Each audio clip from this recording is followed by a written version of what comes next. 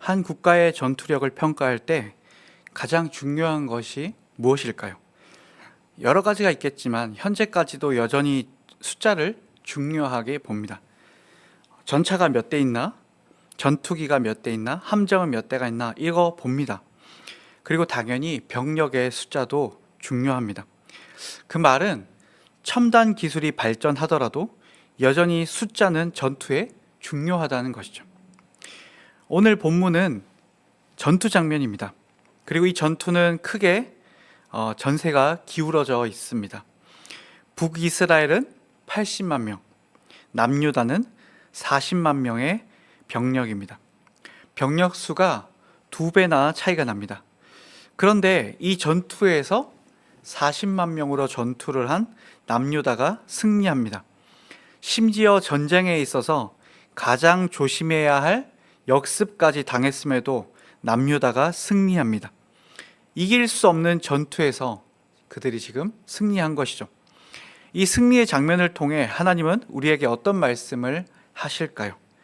본문으로 들어가 보도록 하겠습니다. 이 전투는 북이스라엘의 여로보암 왕과 남유다의 아비야 왕의 전투입니다. 그런데 재미있는 부분이 있습니다. 13장 전체에서 전투 장면은 얼마 되지 않습니다.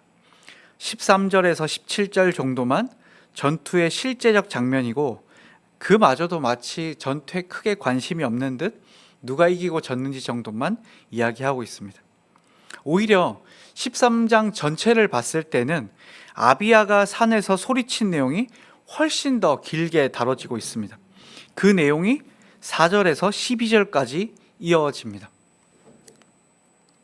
아비야가 산 위에서 소리친 내용은 두 가지입니다. 하나는 북이스라엘은 하나님께서 소금 언약으로 세운 왕조, 다윗 왕조를 배신했다라는 것입니다. 하나님께서 다윗에게 이 땅을 다스리게 하셨고 다윗의 왕조가 정통성을 갖도록 하셨습니다. 그러나 여로보암이 솔로몬의 아들, 즉 정통성을 가진 왕인 르호보암을 배신하고 북쪽에 10개 지파 정도가 함께 나라를 세우게 됩니다. 그러니 지금 아비야 왕은 여로보암에게 너는 그저 반역자다라고 이야기하는 것이죠. 그 말씀이 6절에 나오고 있습니다. 다른 하나는 북이스라엘은 하나님의 법도를 어겼다는 것입니다. 첫 번째 어긴 것은 금송아지를 만든 것입니다. 그리고 두 번째는 레위인을 다 쫓아낸 것이죠. 9절에 보면 나옵니다. 레위인 다 쫓아내고 돈 받고 제사장을 세워서 아무나 그 제사장을 할 수 있게 했다, 이렇게 말합니다. 그러나 남유다는 정통성을 가지고 있다라고 아비야가 말하고 있죠. 하나님의 언약대로 지금 다윗의 왕조가 이어지고 있습니다. 아비야 역시도 다윗의 자손이죠. 뿐만 아니라 남유다는 여전히 하나님의 말씀대로 아론 자손을 제사장으로 삼고 하나님께서 그들에게 시키신 직무를 그들이 다 할 수 있도록 하고 있다, 이렇게 말하고 있습니다. 요약하면 남유다는 하나님과 맺은 언약을 신뢰하고 있고 충실히 지켜가고 있음을 지금 여로보암 북이스라엘 사람들에게 말하고 있는 것입니다. 성경은 지금 그들의 전투에 앞서 하나님의 약속을 따르고 있는 사람이 누구인가를 먼저 보여줍니다. 오늘 이 전투 장면을 보고 있는 사람들에게 누가 하나님의 편에 서 있는가를 보여주는 것이죠. 그리고 이것은 다양한 모습으로 보여주고 있습니다. 10절에서 아비야는 우리에게는 주님만이 우리의 하나님이시다 라고 말하고 있습니다. 12절에서는 하나님은 우리와 함께 하신다, 그가 우리의 우두머리시다 라고 말합니다. 아비야와 그 군대는 이 확신 가운데 서 있는 것입니다. 그리고 14절에서는 실제 이들이 하나님 편에 있음을 아주 명백하게 보여줍니다. 전투가 시작되자 무엇을 합니까? 주님께 부르짖습니다. 전투가 시작되자 하나님을 찾고 있는 것입니다. 이로써 누가 정통성을 가지고 있는지, 누가 하나님을 믿고 따르는 사람들인지를 이 본문이 명확하게 보여주고 있는 것입니다. 하지만 성도 여러분, 누가 정통성을 가지고 있는가? 누가 법도를 지키는가? 그것과 별개로 지금 남유다는 열세에 있습니다. 병력은 절반밖에 되지 않습니다. 북이스라엘군은 정예 군인으로 80만 명을 이끌고 지금 전투에 임하고 있습니다. 그럼 쉽지 않죠. 거기다 여로보암은 이미 작전까지 짰습니다. 13절에 보십시오. 그러나 여로보암은 이미 복병에게 유다군 뒤로 돌아가서 있다가 뒤에서 나오라고 지시하여 두었다. 복병은 치명적입니다. 예측하지 않은 적이 뒤에서 몰려 나오면 군인들은 의욕을 잃고 아군끼리 충돌을 하면서 극심한 두려움을 마주하게 됩니다. 그리고 그런 두려움은 결국 전투에 임하지 못하게 하고 뿔뿔이 흩어지게 합니다. 병력도 절반밖에 안 되는데 복병의 역습까지 당하게 되었으니 사실 유다는 지는 것이 맞습니다.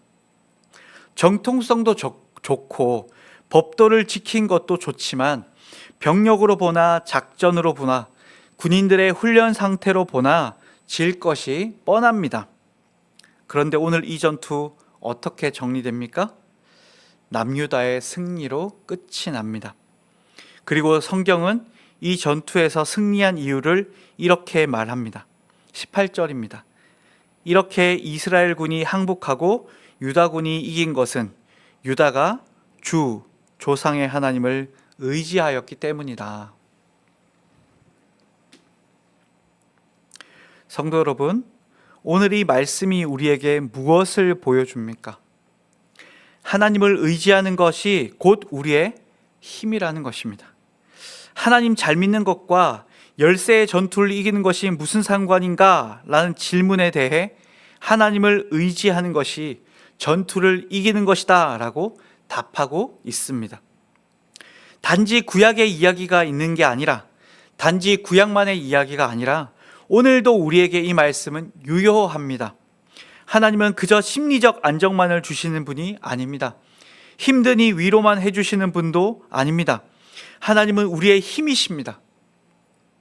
하나님을 의지하는 것은 단지 우리 마음에 평안만을 주는 것이 아니라 우리가 살아갈 힘을 주시고 이겨내게 하시고 상황을 바꾸시고 우리로 이길 수 있게 하십니다. 우리 인생에서 열세에 놓이고 도무지 해결할 수 없는 상황을 만나고 심지어 예측하지 못한 복병을 만나도 하나님께 부르짖는 우리는 승리한다는 것입니다. 하나님을 믿는 것과 이 세상살이가 구별되지 않는다. 오히려 하나님을 믿음이 이 세상을 사는 힘이다. 그걸 지금 오늘 본문은 말해주고 있는 것입니다. 그런데 이 믿음은 그냥 무작정 믿습니다 하면 되는 거 아니죠. 남유다의 아비야와 그 백성들이 믿은 것은 무엇입니까? 하나님의 언약입니다. 하나님께서 다윗과 맺으신 언약에 따라 자신들의 하나님이 되신다는 사실을 믿었습니다. 하나님의 언약을 믿었기에 하나님의 그 언약에 기록되어 있는 법도를 따랐습니다. 성도 여러분, 말씀을 믿는 것과 말씀대로 사는 것은 별개의 문제가 아닙니다. 믿는다면 그리 살게 됩니다.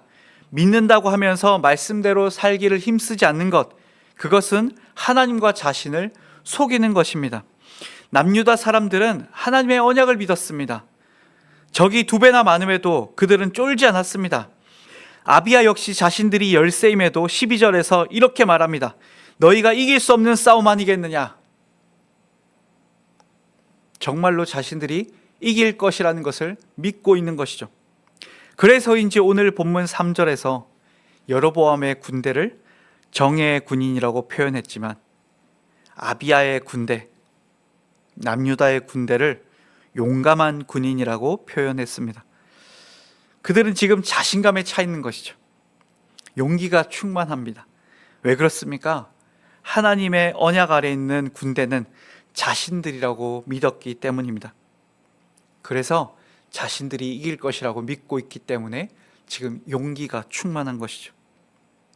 믿음이 실제 자신의 태도가 된 것입니다. 오늘 우리는 하나님의 말씀을 믿고 있습니까? 그리고 그 말씀대로 살기 위해 애쓰고 있습니까? 말씀에 대한 믿음이 여러분의 삶을 움직이고 있습니까? 말씀을 통해 일하실 하나님을 기대하며 살고 있습니까? 성도 여러분, 하나님을 믿는 것은 이 성경 말씀을 믿는 것입니다. 그리고 이 말씀에 대한 믿음은 곧 우리의 힘입니다. 우리의 능력입니다. 우리가 삶을 사는 태도입니다. 오늘 우리 인생도 열쇠에 놓여 있습니까? 아무리 생각해도 이길 수 없는 상황입니까? 예측하지 못한 복병을 만나셨습니까? 성도 여러분, 우리의 힘은 주님이십니다. 오늘도 말씀을 붙잡으십시오. 하나님을 의지할 때 하나님께서 열쇠 중에서도 복병을 만났을 때도 능히 우리를 도우시고 일하십니다. 오늘 이 성경의 장면을 보며 아비야와 같이 세상에게 외치십시오. 똑똑히 보아라. 하나님은 우리와 함께 계신다. 그가 우리의 우두머리시다. 오늘도 여러분의 삶의 전쟁터의 선봉장은 우리 주 예수 그리스도이십니다. 기도하겠습니다. 하나님, 오늘도 우리 삶은 열쇠에 놓여 있습니다. 우리 삶은 역습당합니다. 두렵습니다. 그러나 주님, 다시금 우리의 앞에 서신 예수 그리스도를 바라봅니다. 다시금 우리에게 주신 이 말씀, 하나님께서 한자 한자 기록하여 주신 주의 약속을 바라봅니다. 그리고 말씀의 주님을 의지합니다. 하나님, 오늘도 하나님이 능력이심을 믿고 이긴 자답게 살게 해주십시오. 비록 우리 눈앞에 적이 크더라도 주님 손잡고 맞서게 해주십시오. 하나님께서 우리의 힘이십니다. 하나님께서 우리의 능력이십니다. 하나님께서 우리의 승리이십니다. 오늘도 나의 힘이신 주님과 함께 씩씩하게 주어진 삶을 살아가겠습니다. 우리와 함께 해주십시오. 우리의 선봉장이 되어주시는 예수님의 이름으로 기도합니다. 아멘. 하늘에 계신 우리 아버지여, 이름이 거룩히 여김을 받으시오며 나라가 임하시오며 뜻이 하늘에서 이루어진 것 같이 땅에서도 이루어지이다. 오늘 우리에게 일용할 양식을 주시옵고 우리가 우리에게 죄 지은 자를 사하여 준 것 같이 우리의 죄를 사하여 주시옵고 우리를 시험에 들게 하지 마시옵고 다만 악에서 구하시옵소서. 나라와 권세와 영광이 아버지께 영원히 있사옵나이다. 아멘.